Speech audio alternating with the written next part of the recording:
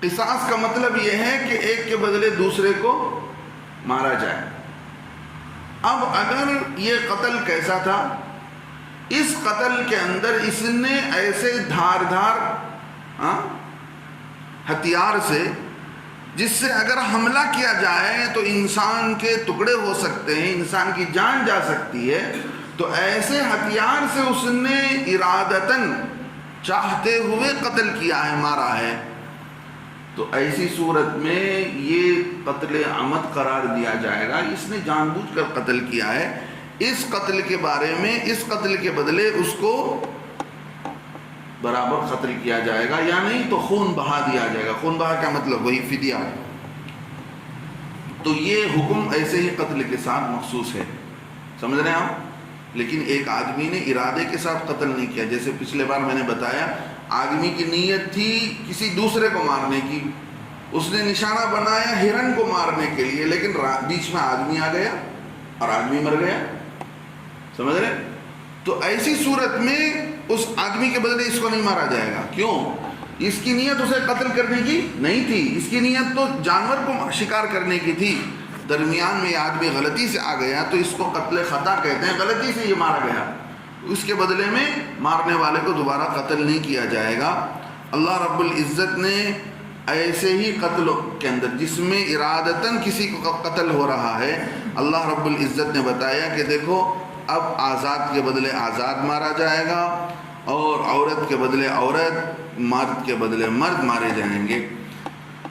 یہ قصہ جو میں نے آپ حضرات کے سامنے بیان کی ہے، اس میں اللہ رب العزت نے اس قصے کے تحت اللہ نے اس آیت کو اتاری۔ ابن کثیر رحمۃ اللہ علیہ نے اور ابن ابی حاتم رحمۃ اللہ علیہ نے اس کو تذکرہ کیا اپنی کتابوں کے اندر کہ دیکھو اللہ کے اس زمانے میں ایسا ہوا جس کے بدلے اللہ رب العزت نے اس آیت کو اتار کر ان کے فیصلے کی تردید فرمائی۔ ایسے نہیں ہوگا کہ تمہارے غلام کے بدلے ایک آزاد آدمی مارا جائے، کرے کوئی بھگتے کوئی، یہ اسلام کا قانون نہیں ہے۔ اسلام یہ کہتا ہے جو کرے گا وہی بھگتے گا، جو کرے گا وہی بھگتے گا۔ یہ دنیا والوں کا قانون ہے کہ کسی کو مالدار کو بچانے کے لیے، کسی بڑے آدمی کو بچانے کے لیے کسی دوسرے کو پھنسا دیا جائے، یہ معاملہ ناحق کسی کو خون بہانے کا اسلام حکم نہیں دیتا ہے۔ جس نے غلطی کی ہے اسی کے خون کو بہایا جائے گا۔ اب ایک سوال یہ ہوتا ہے کہ اچھا کہ عورت کو کوئی مرد قتل کر دے یا غلام کو کوئی آزاد قتل کر دے تو اس سے بدلے لیں گے کہ نہیں لیں گے؟ اب یہاں یہ کہا جا رہا ہے کہ بھئی عورت کو کے بدلے کسی مرد کو نہیں قتل کریں گے، اور آزاد کے بدلے، غلام کے بدلے آزاد کو قتل نہیں کریں گے۔ تو اگر اس کا الٹا ہوا، عورت نے مرد کو مار دیا، آزاد نے غلام کو مار دیا، تو بدلہ نہیں لیں گے؟ نہیں، اس کا یہ مطلب نہیں۔ اس کا مطلب یہ ہے کہ یہ معاملہ مقتول کے معاملے میں جس کا قتل ہوا ہے اس کو دیکھا جائے گا کہ جس کا قتل ہوا ہے، جس نے قتل کیا ہے، اس کے اعتبار سے اس پر حکم لگائی جائے گی۔ اللہ نے یہ حکم آگے بھی بتایا، وَكَتَبْنَا عَلَيْهِمْ فِيهَا، ہم نے فرض کر رکھا اس معاملے کے اندر، أَنَّ النَّفْسَ بِالنَّفْسِ، ایک جان کے بدلے دوسری جان، وَالْعَيْنَ بِالْعَيْنِ، کسی نے کسی کی آنکھ پھوڑی ہے تو دوسرے کی بھی آنکھ پھوڑی جائے گی، سمجھ رہے ہیں؟ کسی نے کسی کی آنکھ پھوڑی ہے تو اس کے بدلے اس کی آنکھ کو پھوڑا جائے گا۔ وَالْأُذْنَ بِالْأُذْنِ، کسی نے کسی کے کان کاٹے ہیں تو دوسرے کے کان کو کاٹا جائے گا۔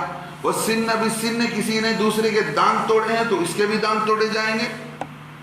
وَالْجُرُوحَ قِصَاص، آگے قرآن کہتا ہے کہ زخم کے اندر بھی برابری لی جائے گی، اس نے کتنی زخم لگائے ہیں وہی بھی وہی اتنا ہی زخم لگائے گا۔ یہ اسلام کے اندر یہ معاملات رکھے ہیں۔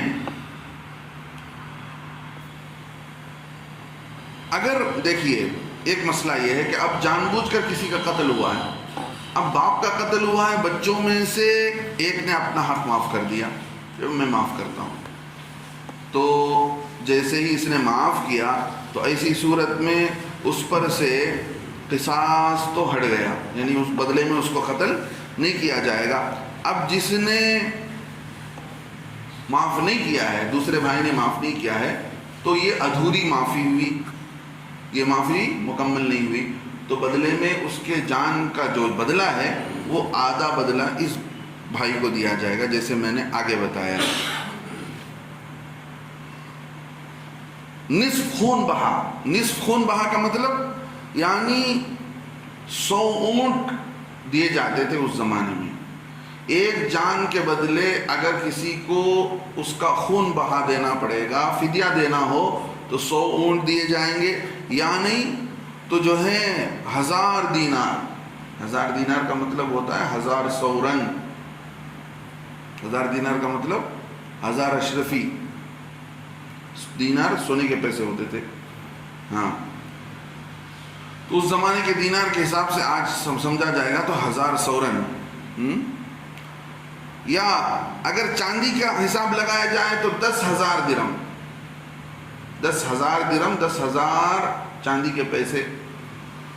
تو وزن کے اعتبار سے اس زمانے میں چاندی کے پیسے کو درم کہتے تھے، سونے کے پیسے کو دینار کہتے تھے۔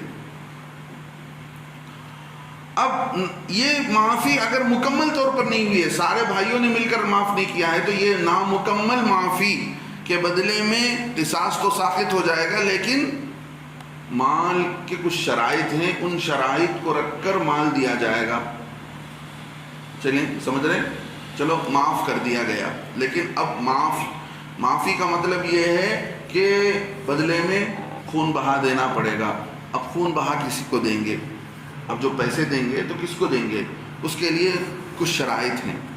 وہ شرائط یہ ہیں کہ وارث جو ہیں، شرعاً جو وارث ہیں، اس جو آدمی مارا گیا ہے اس کے جو شرعاً شریعت کے اعتبار سے جو اس کے وارث ہیں، ان کو ان کے وراثت کے حق کے بقدر دیا جائے گا۔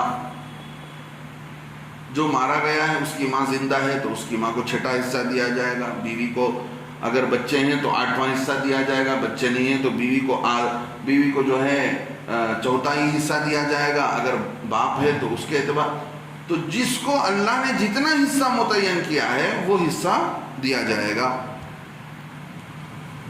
اور قصاص کے معاملے میں سب مشترک ہوں گے، قصاص کے معاملے میں سب کا فیصلہ ایک ہو جائے گا۔ تو ایسی صورت میں یہ فیصلہ ہے، لیکن قصاص ایسی چیز نہیں ہے کہ جس کو ڈیوائڈ کی جائے، لیکن اس کو ڈیوائڈ ایسے کیا جا رہا ہے کہ کسی نے معاف کیا ہے، کسی نے معاف نہیں کیا، تو اس نے معاف کرنے سے بدلے میں خون بہانا تو ساقط ہو جاتا ہے، لیکن خون جس نے معاف نہیں کیا ہے اس کو پیسے دے کر راضی کرنا پڑے گا۔ اب ایک مسئلہ یہ ہے کہ جو مارے گئے ہیں اور ان کے جو رشتہ دار ہیں، وہ رشتہ دار اس قاتل سے اپنا حق وصول کریں گے۔ اگر معاف کرتے ہیں تو معافی پیسے کے بدلے میں کرتے ہیں، خون بہا کے بدلے میں ہوتا ہے، تو ان کو ڈائریکٹ جا کر پیسے وصول کرنے کا اختیار نہیں ہے، اس میں اسلامی حکومت کا دخل ہوگا۔ کوئی امیر، کوئی قاضی درمیان میں فیصلہ کرے گا اور اس فیصلے کو شریعت کے مطابق لکھا جائے گا اور ساری باتیں کی جائے گی۔ ساری کارروائی کہاں کی جائے گی؟ اسلامی حکومت کے تحت، اور اسلامی ممالک کے اندر یہ چیز عمل میں لائی جا سکتی ہے۔ کوئی مسلمانوں کا بادشاہ ہے یا شرعاً قاضی ہے، ایسا قاضی جس کی بات چلتی ہو، گورنمنٹ قاضی کی بات تو چلتی نہیں ہے۔ ہمارے ہاں جو قاضی ہیں، ہمارے ہندوستان کے اندر چاہے گورنمنٹ قاضی ہوں یا دوسرے جو بھی قاضی ہوں، ان کا فیصلہ اگر کورٹ مانتا ہے تو مطلب سمجھا جائے گا کہ وہ اس قاضی کی قضاوت مکمل ہے۔ یہاں ایسا نہیں ہے، یہاں زیادہ تر کیا ہوتا ہے، بیوی مرد کے جھگڑوں کو، خاندانی جھگڑوں کو ختم کرنے کے لیے، پراپرٹی کے جھگڑوں کو ختم کرنے کے لیے قاضی کے پاس آتے ہیں۔ اس سے آگے بڑھ کر حکومت شریعت کی بات کو لے کر قاضی کے فیصلے کو قبول نہیں کرتی ہے، وہ کچھ اصول بنائی ہوئی ہے، اسی کے تحت اس کو فیصلہ کرنا پڑے گا۔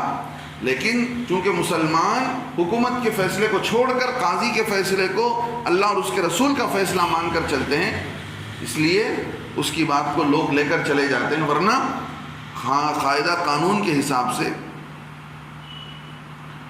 قاضی کا فیصلہ اتھارٹی ہے کیا بھائی؟ اتھارٹی نہیں رکھتا ہے، یعنی اس کو قانون کا درجہ دیا جائے ایسا نہیں ہے. جیسے کورٹ کا فیصلہ قانون بن جاتا ہے، بنتا کہ نہیں ہے؟ قاضی کا فیصلہ قانون نہیں بنتا ہے، اس لیے کہ حکومت نے، ہندوستان کی حکومت نے خود قاضی کو وہ اختیارات نہیں دیے ہیں، وہ اتھارٹی نہیں دی ہے جس کی وجہ سے اس کا فیصلہ قانون بن جائے. تو ایسی صورت میں تو ایسا بھی ہوتا ہے، بہت سارے لوگ مار الٹا ظلم ہوتا ہے ان کے طرف سے. تو ایسی صورت میں اسلامی حکومت سے رجوع اسی لیے کیا جاتا ہے تاکہ جس نے زیادتی کی ہے، جس نے مارا ہے، پھر اس کے طرف سے کوئی زیادتی نہ ہو. اب اللہ رب العزت آگے چل کر ایک اور بتاتے ہیں، دیکھو کتب علیکم اذا حضر احدکم الموت، تم پر فرض کیا گیا ہے اذا حضر احدکم الموت، جب تم میں سے کسی پر موت آ جائے. جب تم میں سے کسی کو موت آ جائے تو اللہ فرماتے ہیں ان ترک خیرا، اگر وہ چھوڑ رہا ہے مال کو، الوصیت، وصیت لازم ہو جائے گی، ضروری ہو جائے گی، للوالدین، والدین کے لیے، والاقربین اور رشتہ داروں کے لیے، بالمعروف، دستور کے مطابق، حقا علی المتقین، یہ بات حق بنتی ہے ایمان تقوی پرہیزگار لوگوں پر. یہ انصاف کا معاملہ ہے، تقوی پرہیزگار لوگ ایسا کرنا چاہیے. اب مسئلہ آتا ہے وصیت کا. قصاص